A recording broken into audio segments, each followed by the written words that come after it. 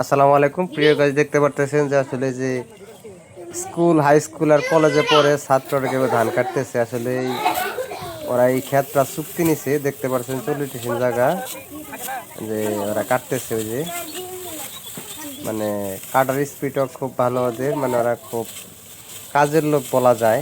দেখতে পারতেছেন যে স্কুল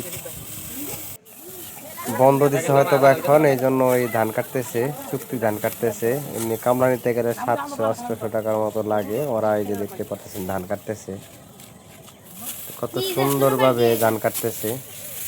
এই যে মানে সিরিয়াল ধরে টানা ধানগুলা কাইটা নিয়ে শুধু বাইরেতে হবে না, মেশিনটা বাইরে ওরা শুধু কাইটা নিয়ে যাবে। দেখতে পাচ্ছেন ওরা ধান কাটতেছে। যে 1 2 3 4 5 জন, ওরা 5 জনের ধান কাটতেছে। কি করতেছেন?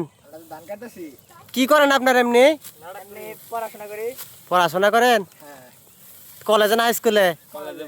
কলেজে পড়েন। দিন মজুরি হিসেবে কাটতেছেন নাকি চুক্তি? কত করে বাকি? 3500 টাকা বাকি।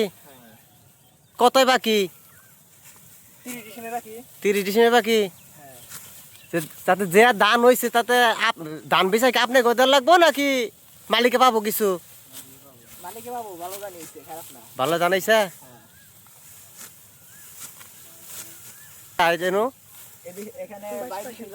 22 ডিসেম। কত টাকা চুক্তি নিয়েছেন এটুকু? কখন আইছেন ধান কাটতে?